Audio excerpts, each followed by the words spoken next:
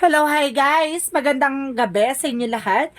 This is Shivamasa Gariciano, a faith healer, also tarot reader. So ngayong hapon na tingnan natin ang nagsasabihin sa inyo ng ating mga gabay. This is a weekly gabay for the month of October 25 hanggang October 31 for the sign of Leo. So Leo, welcome to my channel. Ano kaya ang messages, advices, at spirit guides ang ating masasaka for today's video? Kanino mo kayang energy or kaganapan sa buhay ng mga Leo signs ang ating mga kagilap? So guys, this reading is a general reading lamang, hindi lahat makaka-resonate. Kunin lamang po makaka-relate sa inyo and comment down below kung kaninong energy ang ating nasagop. Maraming salamat sa walang sawang pagsuporta sa aking channel. Lalong-lalo na hindi nag-skip ng ads. Naway pagpalain kayo ng Diyos at may kapasiksik-diglig na guumapo o manumbalik sa inyo. So guys, umpisahan na natin ang laban for the sign of Leo.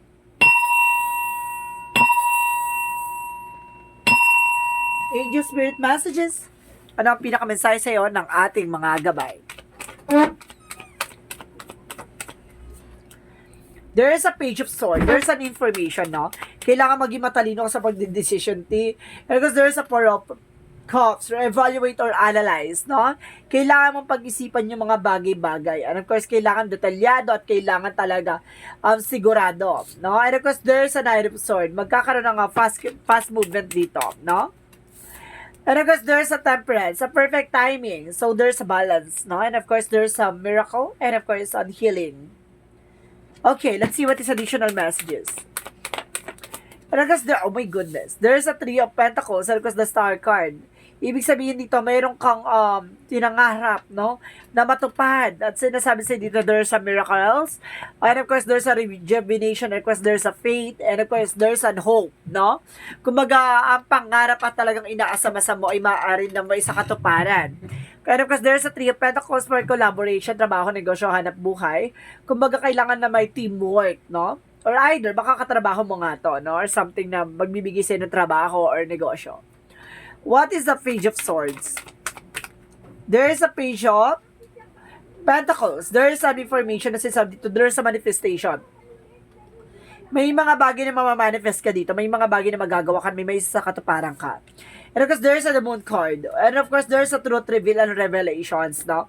May mga bagay na malalaman ka dito. Ano ka, secrets, no? Kumbaga, kailangan bago mo tanggapin yung isang offer, meron palang hidden agenda yun, Kailangan maging aware ka. Hindi pwedeng padalos-dalos sa pagdesisyon.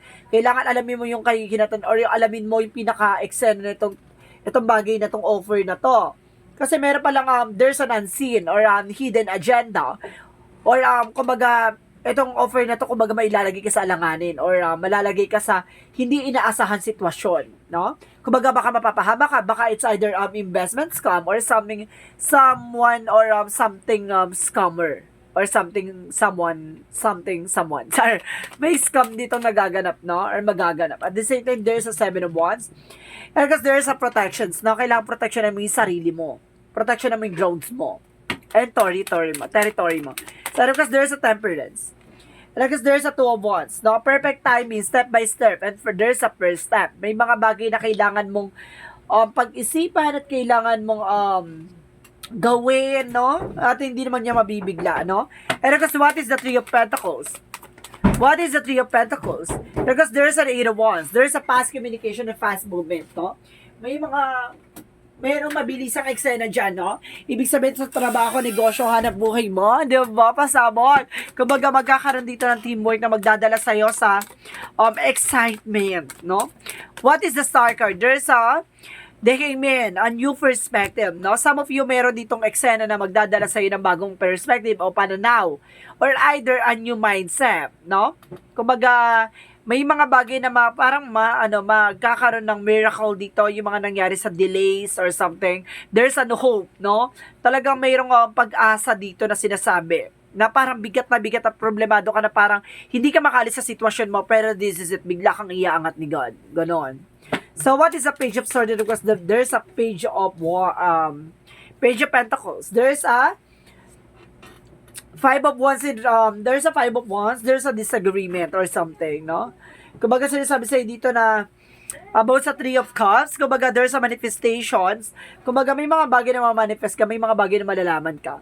At of course, kailangan mo lang alamin yung mga bagay na alam mong makakatulong sa'yo kasi magkakaroon ng disagreement dito or hindi pagkakaunawaan or problema. So, sinasabi sa'yo dito na about just a circle of friends or circle of persons dyan, kumbaga sa mga nasa paligid mo dyan na, kumbaga kailangan maging, alamin mo yung mga bagay-bagay, no? Na alam mo makakatulong sa iyo. First, parang, it's either a knowledge or information, no? Parang ganon. Kumbaga, or chismis. Ganon siya, diha. Kailangan bago mo ilabas yung chismis na yan, kailangan sigurado ka. Or either manahimik ka na lang para walang problema. So, what is the Four of Cups? And of course, there's the Moon card. There's a King of Swords. There's a mental clarity. Magkakaroon ka ng kaliwanagan dito, no? Itong offer na to na malalaman mo na, kumbaga, meron pala tong lihim na agenda, no? Kumbaga, magkakaroon ka ng malalabas ang katotohanan dito at magiging wise ka this time. So, what is the Knight of Swords? And of course, the Seven of Wands. And of course, there's a page, there's a Queen of Swords. Bigger picture. Dapat nakita mo yung magiging kahihinatnan, no? Kumbaga, tingnan mo yung mga possibilities. Let's see what is the Temperance and the Two of Wands. What is the Temperance and the Two of Wands? There's a Three of Swords. Ibig sabihin, releasing pain. Ibig sabihin, makaka-recover ka na from the pain at makaka-recover ka na sa mga pinagdaanan mong problema, kumbaga, sakit at kirot, diba? Kumbaga, makaka-recover ka na dyan. So, let's see what is the Three of Pentacles and the Eight of Wands. And of course, there is a Chariot card na taking action, no? May pagkilos at paggalaw dito. So, ibig sabihin, gagalaw na ang kaganapan sa'yo, no? There's a mass communication. Diba? Gagalaw na. No? Gagalaw na ang baso. Gagalaw na ang serte. So, what is the Star and the Hangman? And because there's an Hierophant, a lesson learned, no? Kumbaga, matuto ka na sa pinagdaanan mo, about sa spirituality, about sa sarili mo, about sa religious beliefs mo. Kasi minsan may mga paniniwala tayo na kumbaga, tayo na lang yung naniniwala, di ba? Mga ganon. Kumbaga, sinasabi sa'yo dito na, kumbaga, kailangan mong baguhin ang eksena or sistema, no? Kasi there is an information nagdadala sa'yo ng delays. Kumbaga, kaya mabagal yung takbo ng eksena dito kasi, kumbaga, there's a negativity. Kailangan matuto ka na, no? Kumbaga, palawakin ang kaisipan sa lahat ng bagay. Kumbaga, kailangan maging kayo, optimistic. Yon, always positive. Additional outcome, there's a magician, a manifestation that brings you a partnership. Taray! Kumbaga, meron daw ditong mamamanifest ka, kumbaga, magbibigay sa'yo ng pagmamahal. And of course, balance. And of course, kumbaga, there's a joining forces of loving person of soul. And of course, connections. And of course, there's a justice card. There's a balance. And of course, there's a hustisya. No? A good karma is coming your way. At the same time, there's a Four of Swords. Listen to your gut feeling and listen to your intuitions. No? Pananatiliin makinig ka sa mga gabay mo. Ganon. Siguro, parang sinasabi dito na lakasan ng pakiramdam. Kasi dito pa lang Kumbaga sinasabi na alamin, lakasan ng pakiramdam, maging assurance, kumbaga gano'n. Kumbaga sinasabi dito about sa na lakasan mo yung pakiramdam mo. Or yung gut feeling mo. So, let's see what is the Love Oracle card. The Sword and the Rose, clarity, magkakaroon ka ng kaliwanagan dito, no? And of course, maraming revelasyon at katotohanan na mailalantad sa'yo. And of course, there's a clock, a time to heal and time to progress, no? Kumbaga, there's a needs time, takes time. So, let's see what is the Yin and Yang Oracle card. What is the Yin and Yang Oracle card? Freedom. So, there's an opportunity. And of course, makakalaya ka na sa mga bagay-bagay na nagbigay sa'yo ng worries and of course, ng fear. At the same time, there's a renewal, no? Kumbaga, makakaluwag-luwag ka na. Ay, waluwag. Chart. Lang. So, there's the Sun card. Magkakaroon ka ng pure positivity and a pure positive outcome.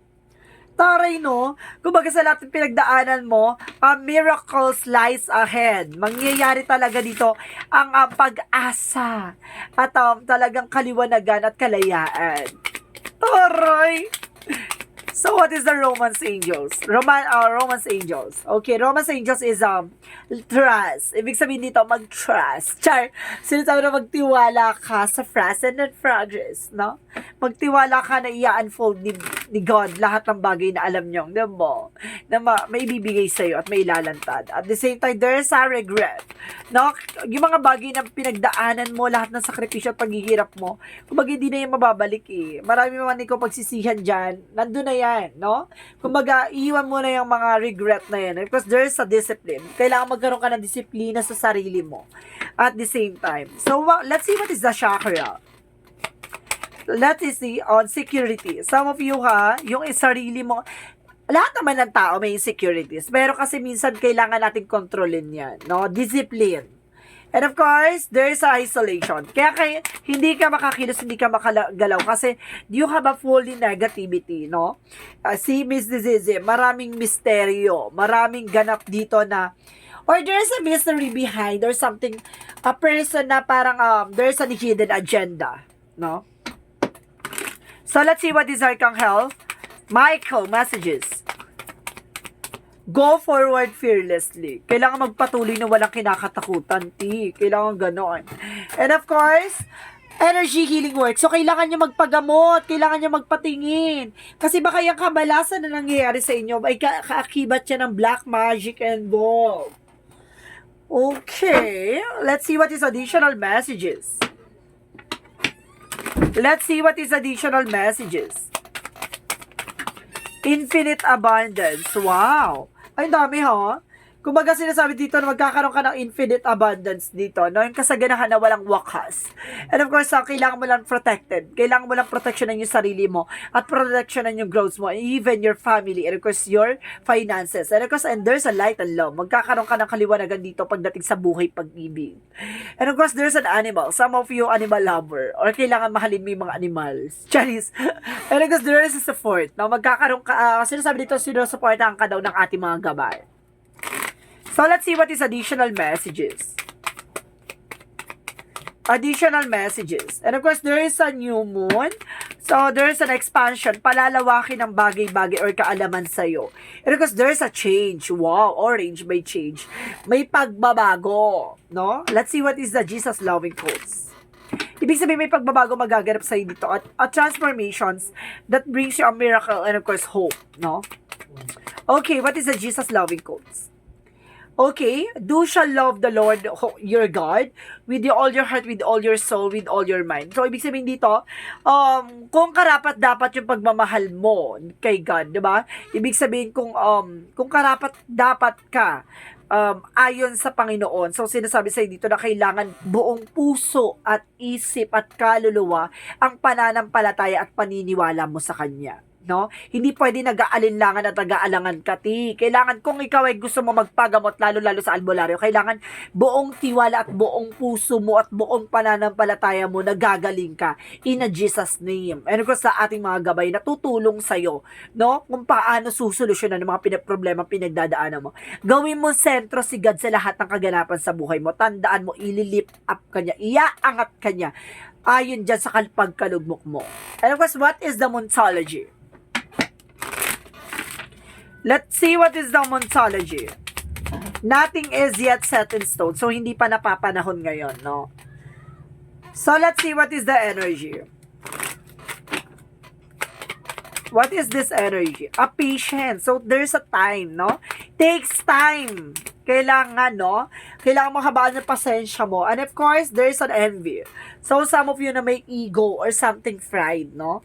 Kumbaga siguro mayroon kang, there's a religious belief or something, no? Kumbaga yung ego mo, yung nagbibigay sa'yo ng blockages. Additional messages. And of course, guys, there's a weight of the world. Ibig sabihin dito, kumbaga magkakaroon ka ng boundaries, no? And of course, kumbaga may mga bagay na bibit-bitin mo, alam mo makakatulong sa'yo, pero wag mong bibit-bitin yung alam mo nagpapabigat sa'yo. Tandaan mo, bitawan mo yung nagpapabigat sa'yo at gagaang ka. Diba? So, let's see what is Archangel Raphael messages. And consult with the nutritionist. So, some of you baka nangayayat ka or tumataba ka, ha? So, ibig sabihin dito, baka mali ang tamang diet mo or something, mali yung kinakain mo, no? Kailangan mo magpatingin. So, let's see what is the messages of life. And of course, there's a beyond.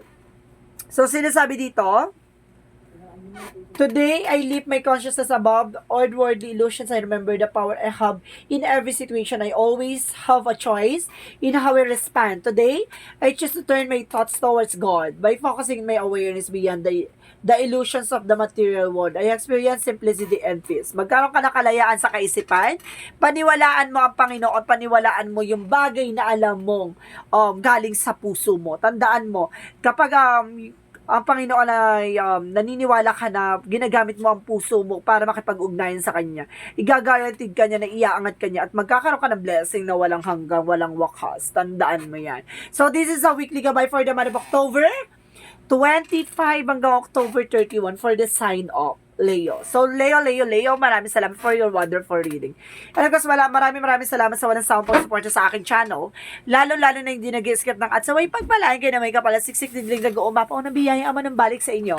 So, guys, maraming salamat and see you in the next video. Bye-bye and babush!